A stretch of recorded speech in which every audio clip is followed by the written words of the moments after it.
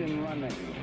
Liftoff. We have a liftoff. It is 9 after the hour. I am Eric Erickson, and this is Atlanta's Evening News. The phone number is 404-872-0750, 1-800-WSB Talk. Welcome to the program this evening. We have a ton to cover today, and I'm going to try to do it as expeditiously as possible while also trying to take your phone calls. What you need to know, though, right now, early voting has begun in Georgia. And a friend of mine who does this for a living, he decided to go out and analyze and see what counties are lagging when it comes to the early vote and absentee votes. Now, this is important because it's not just early voting only started yesterday, so you've only got a day there. But absentee ballots have been circulating now, and who is behind? And I will tell you, there are some counties in the metro area that are lagging behind. Hall County in particular, the Republican of Republican areas, you are lagging behind in the absentee and early voting turnout. You are a Republican area. Hall County needs to turn out. Do you really want the Democrats, who are even now filing lawsuits to overturn the election in Georgia, do you really want them in charge of the Secretary of State's office? Do you really want them on the Public Service Commission? You need to turn out Hall County. You need to turn out Henry, Cobb, and Gwinnett County Republicans. If you have friends in Muskogee or Bibb or Richmond or Chatham County as well, you need to turn out. Now, it is interesting that a number of these areas that are behind are actually areas where John Barrow should be able to generate a huge turnout, and it's not happening. There is good turnout in Butts County, in Carroll County, in Jackson County, in Forsyth County, Cayuga County, Fulton County, Gilmer, and Spalding County. There is good turnout there right now in early voting. Other areas in the state need to turn out. Republicans need to amp up the early vote and the absentee ballot generation for the special election. There are two big statewide races on the ballot. Everyone in the state will be voted on. One is the Secretary of State's race. That's Brad Raffensperger, who's the Republican, versus John Barrow, the former Democratic congressman. I have said for a very long time that Stacey Abrams' antics in the governor's race, her refusal to concede and all, had a lot to do with John Barrow.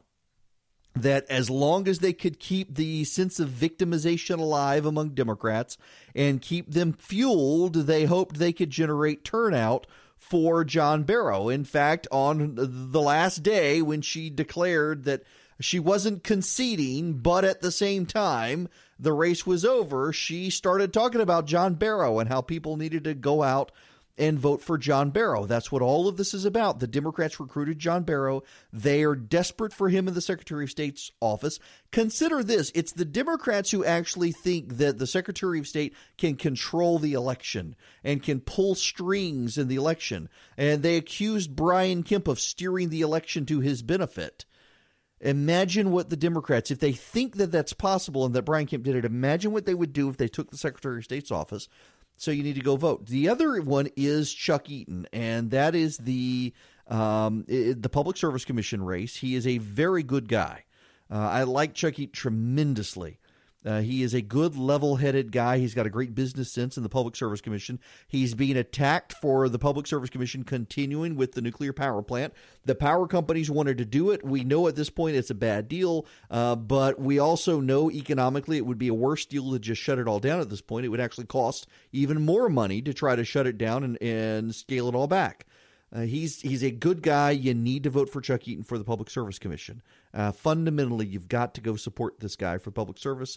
Brad Raffensperger as well for Secretary of State. But again, Hall County, Henry, Cobb, and Gwinnett, those areas are beneath where they should be, even for a runoff in absentee balloting and early voting. So go vote. Now, the Mississippi race, we should know this evening. I still think Cindy Hyde-Smith wins.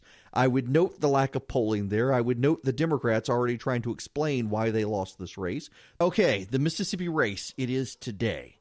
Cindy Hyde-Smith versus Mike Espy. You know what people have not brought up? First of all, I think it is worth noting, I pointed this out on Twitter earlier, it is, I think, very much worth noting all of the people who are saying, all the women, look how many Congress. It's the year of the woman. None of them are doing that about Cindy Hyde-Smith. Have you noticed that? None of them are giving her the benefit of the doubt. None of them are saying she was taken out of context. None of them are defending her for attacks on her parents. Yeah, her parents were attacked. None of them are pointing out she was taken out of context in numerous remarks that they're attacking her on, claiming she's a racist. No. They're not giving her the benefit of the doubt on any of these things, which just goes to show you again that they only care about the year of the Democratic woman. Did you remember that Mike Espy, he was Bill Clinton's Secretary of Agriculture, and he was indicted on 39 felony charges. 14 individuals were convicted. There were $10 million in fines, and he was tossed as Secretary of Agriculture. He himself, I don't believe, was convicted. 14 individuals he surrounded himself were convicted. $10 million in fines were imposed, and the Democrats want to send that guy to Mississippi, to the Senate from Mississippi. Look, neither of these candidates is very good. Cindy Hyde-Smith actually is fairly well a blithering idiot, but she will vote for judges like Kavanaugh and others, and she is actually not the racist the Democrats are trying to claim her as. At this point, it doesn't even matter. At this point, we see that the Democratic strategy moving forward is to just claim that everybody is a racist. You know, I'm getting attacked today. So I from my monologue yesterday and the piece I wrote at the Resurgent this morning about we're actually going to need to find strong men in Central and South America who are on our side as opposed to China's side or Cuba's side and deal with them and the Pinochet types. And I actually don't actually mean Pinochet. He was a really terrible person, and we don't need to find him, but we are going to have to deal with bad people down there. We are going to have to get our hands dirty, whether we like it or not. Oh, you're on the alt-right. You're a racist, too. You're on the alt-right for saying these things. No, I'm just pointing out reality. At this point, if you point out reality, the Democrats label you a racist. That is their tactic now. Brian Kemp is a racist. Donald Trump is a racist. Cindy Hyde-Smith is a racist. Brett Kavanaugh is a racist. Everybody's a racist unless they're a Democrat. You know who actually is not buying this? Black men are not buying this. Black men and Hispanic men in particular are beginning overwhelmingly to shift to the right, and they're doing so on cultural issues, you should understand, and also jobs issues. They understand individuality and the free market benefit them. They also understand very fundamentally that on cultural issues, from guns to abortion to you name it, the Democrats are on the wrong side of real history, and they're moving to the right. It is something the Democrats don't want to grapple with because they can't accept it, and anyone who does it, they slander. And they scream every white person who's not with them is a racist. Look at all the outrage over white women voting for Brian Kemp in Georgia. They are all of them are racists for voting for Brian Kemp. White women are racist for voting for Brian Kemp, according to the Democrats. All these hand-wringing pieces. Speaking of Brian Kemp, the Resurgent Gathering is going to be in Atlanta. August, it's the first weekend in August. I think that's the 1st, 2nd, 3rd, and 4th. And Brian Kemp's team, they very graciously reached out today and said he'll be there.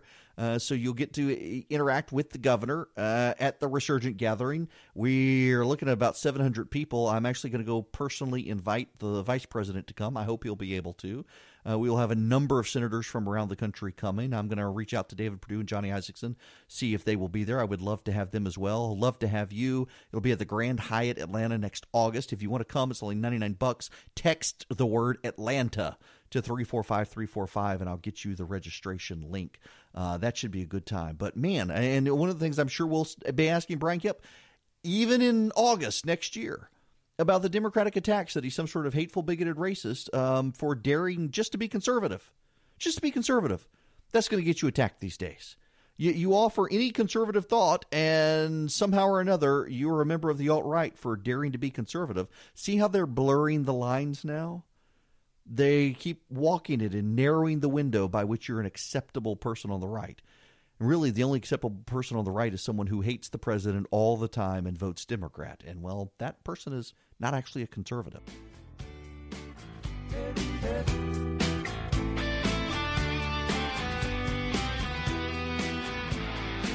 It is 26 after the hour.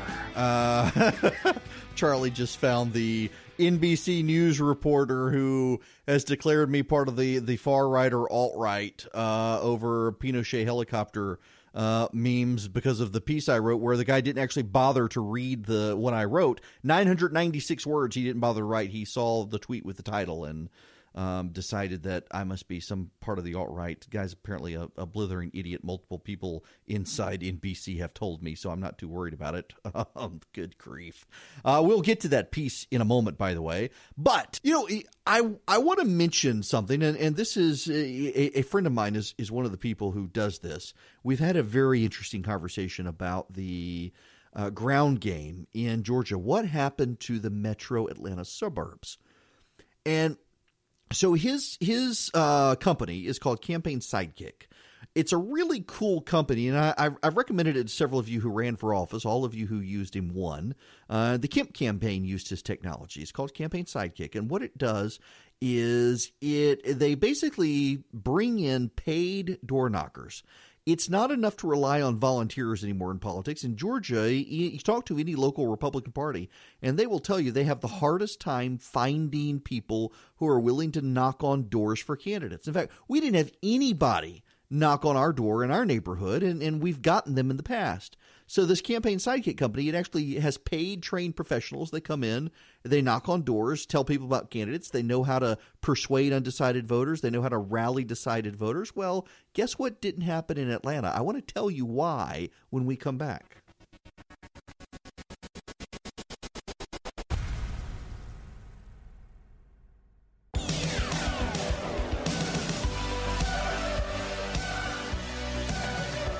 It is 39 after the hour. I am Eric Erickson. This is WSB, and the phone number is 404-872-0750 or 1-800-WSB-TALK.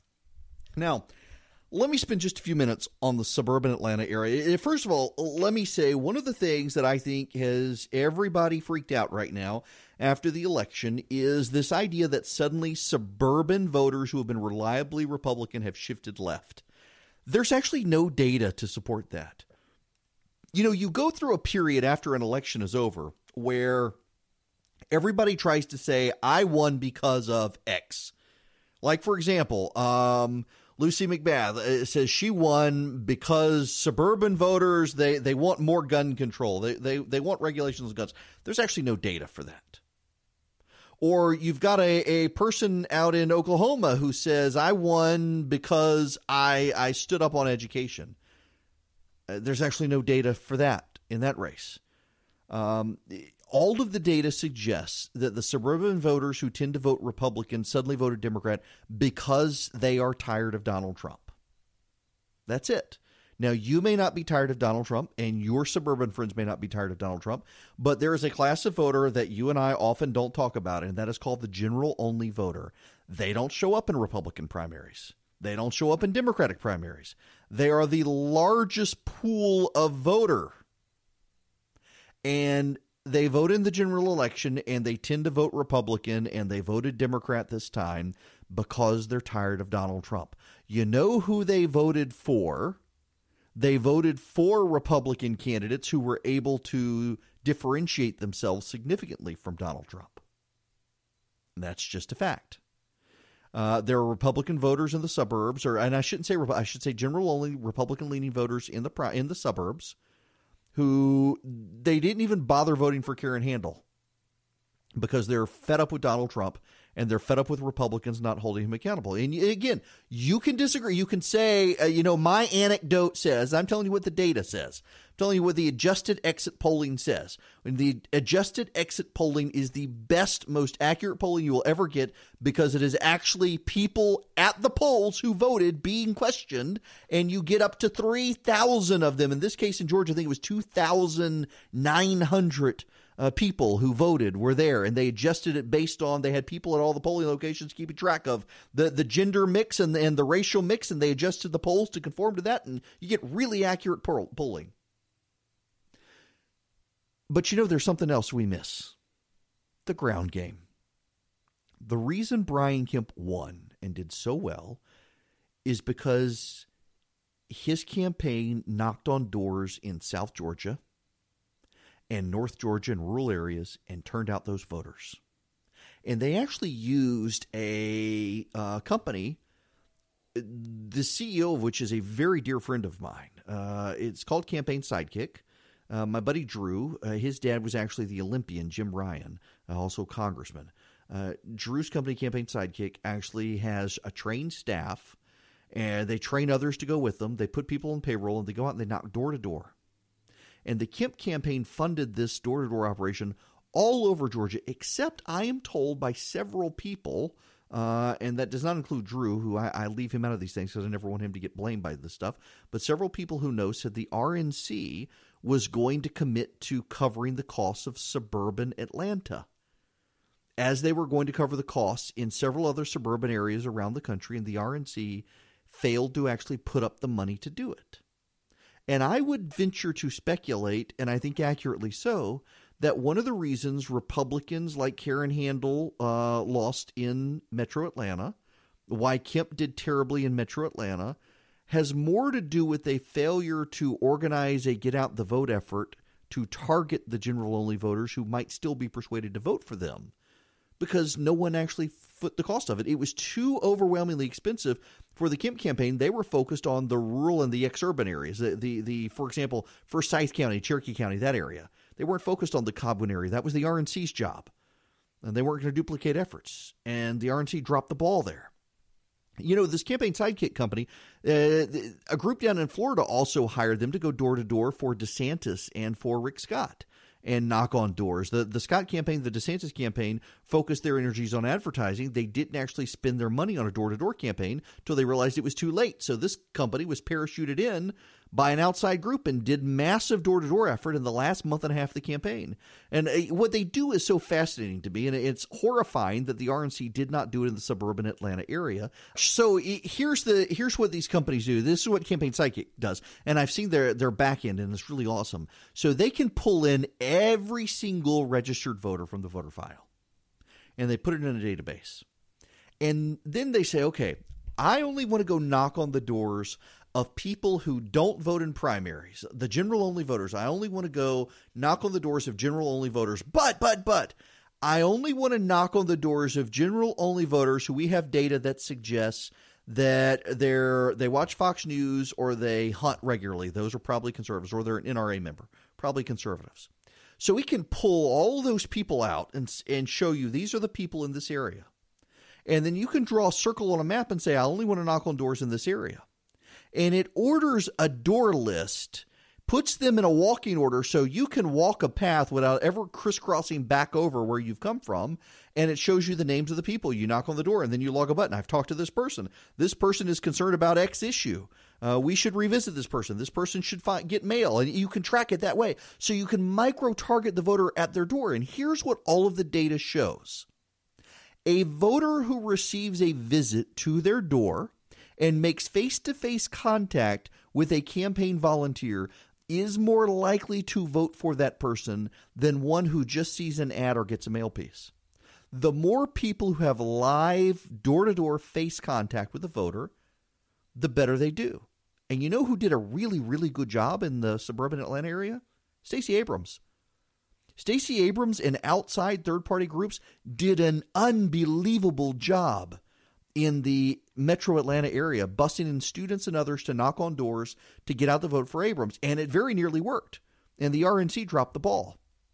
I can't recommend Campaign Sidekick enough. It's not an ad. I know Drew's a friend. I've seen it. This is what I advocated for years when I was a campaign consultant. Do this sort of work. Very few campaigns want to put in the time. Brian Kemp put in the time, and look at what happened with Brian Kemp.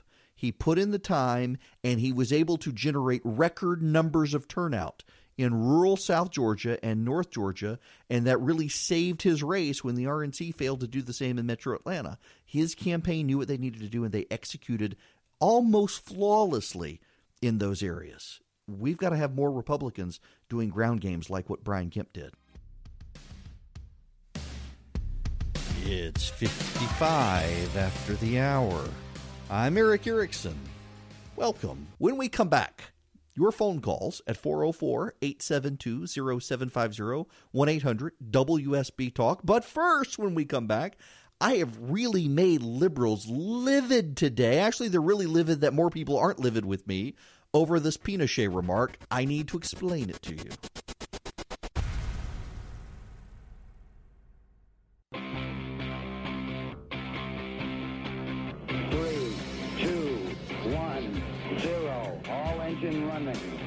Liftoff. We have a liftoff.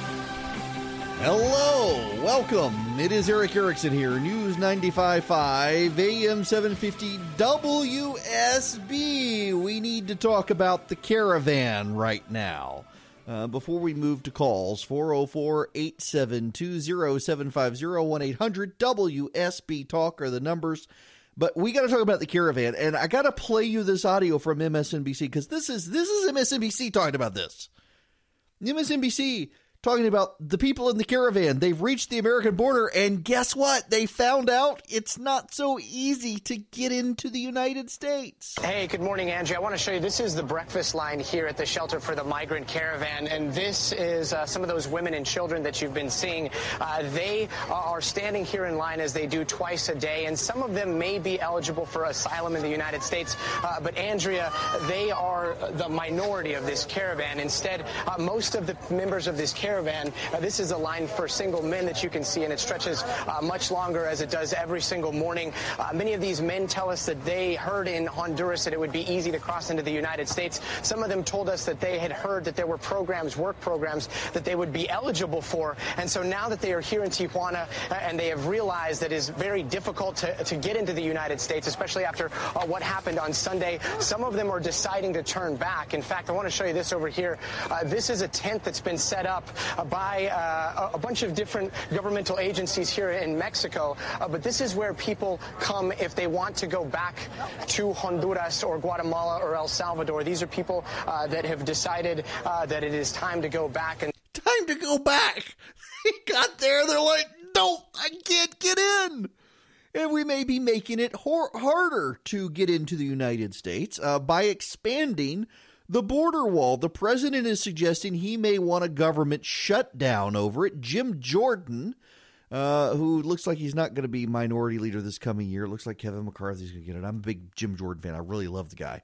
Great guy. But Jordan is out saying they absolutely need to fund the border wall while Republicans still control Congress. In this lame duck session, they need to get it done, and I think he's right. Listen to this. We got to insist on it. We got to push for it. That's why they left the Department of Homeland Security bill. That's why it's the one bill we haven't funded yet, the one agency we haven't funded.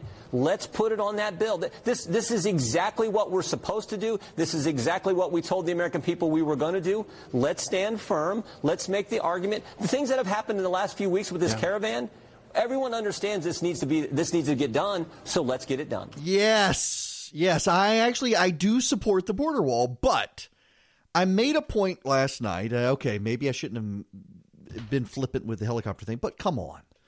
Augusto Pinochet was the dictator of Chile. The United States, supported a military coup in the early 1980s. Progressive leftist historians have really ruined Pinochet. And Pinochet is not a good guy. I'm not defending Pinochet. He was a terrible person. He actually killed Americans. He actually killed Americans inside the United States, and that was a ruthless dictator. But what leftist historians have tended to do is they've tended to downplay the communist side in Chile, who were just as ruthless.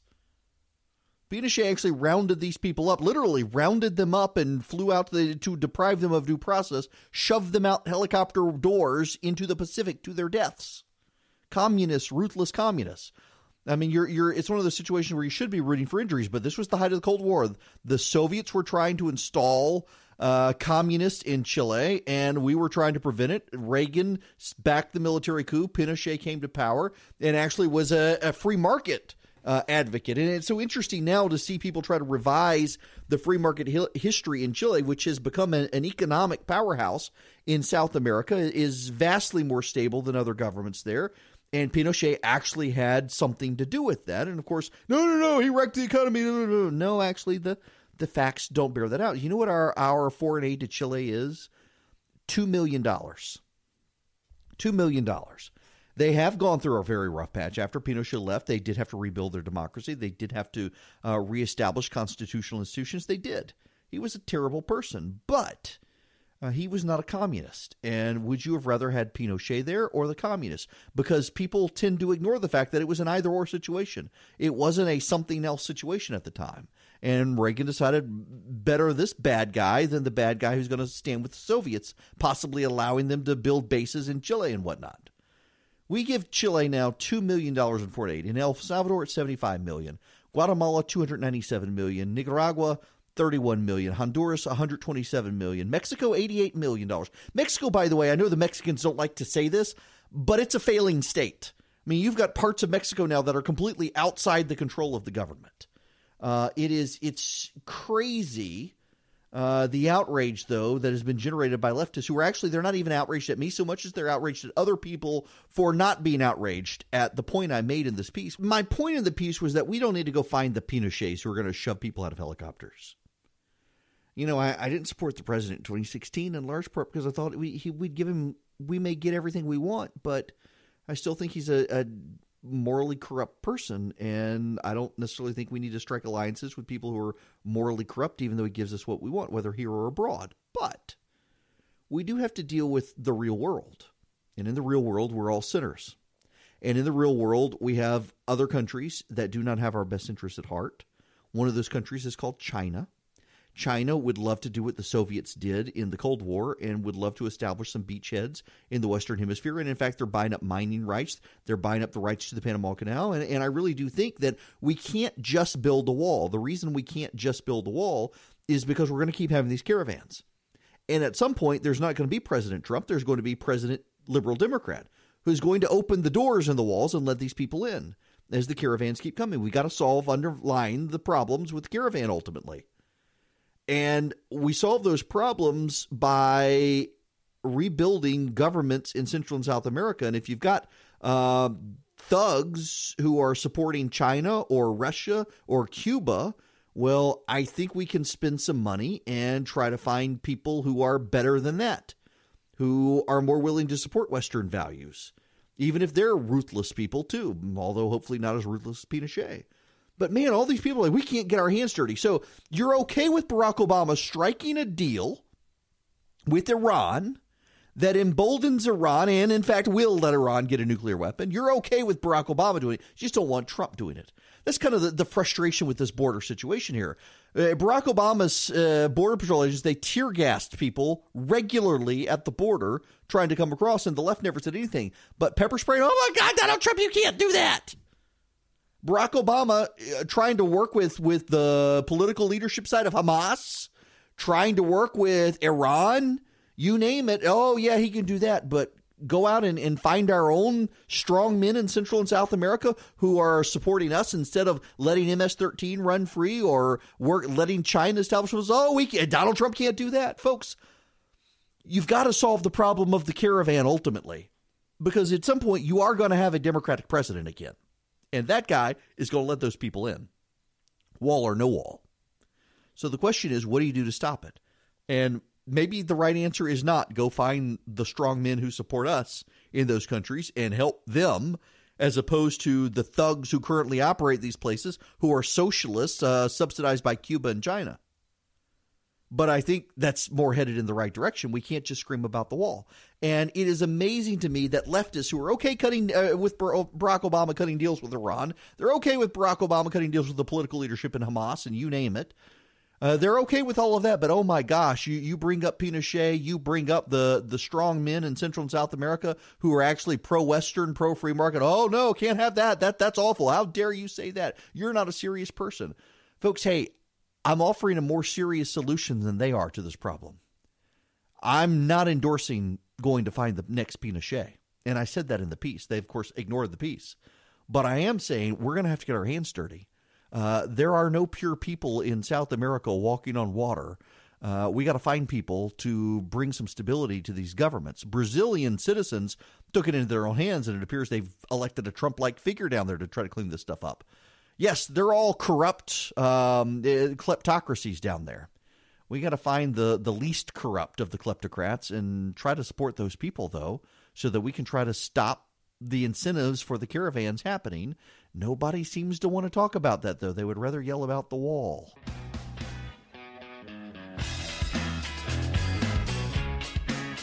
It's 26 after the hour, and I'm Eric Erickson here. I will take your phone calls in just a minute. Apparently, we have a basketball game coming up, though, so we'll make it quick. Now, let's see. I've got time. I'm going to go to Mike from Marietta. Thanks for being patient. Hey, and I'm sorry that I'm going back, but that's all right. I don't understand how. Maybe you can explain it to me. I don't understand how conservatives can be so tired of Trump's conservative leadership that they would vote for socialism. How does that work? Well, because they're not conservatives. These are general-only voters. They consider themselves ideologically free of anchors. They are moderates. One of my favorite quotes from any member of Congress ever is from Barney Frank, of all people. And Barney Frank said, be a liberal or be a conservative. Don't be a moderate, because liberals and conservatives stand for things and moderates will fall for things. That's true. And listen, I don't mean to attack the people who they eschew party politics. They turn their nose up at it. They don't want to affiliate. They just want to go vote. But these are not ideologically grounded people. They vote on personality. They tend to like Republicans because they think it helps their pocketbook. They tend to think it'll help their schools and things like that. But they dislike the president. And it's all personality driven. They vote for people they like. They didn't like Brian at the time. Yeah, exactly. So they didn't like Brian Kemp because he was too tied to Donald Trump. They don't like Donald Trump, so they voted Democrat. And you find a Republican they like, they'll go back to him. I don't mean to disparage general-only voters, but we always talk because we think politically. Those of us who do talk radio, those of us who listen to talk radio, there are a lot of people who do vote because they feel like it's required of them, their civic participation, but they're not political. And we can't forget about those people, and they tend to vote Republican in Georgia, and they didn't this time. We got to find ways to persuade them to vote Republican, and engaging them in voter contact, door-to-door efforts is the best way to do it, and the Republicans did not do that in the metro area. And don't blame Brian Kemp for this. It was the RNC that should have done it, and they didn't. We got to do this for David Perdue come 2020. We got to get involved there in the ground game in the suburbs.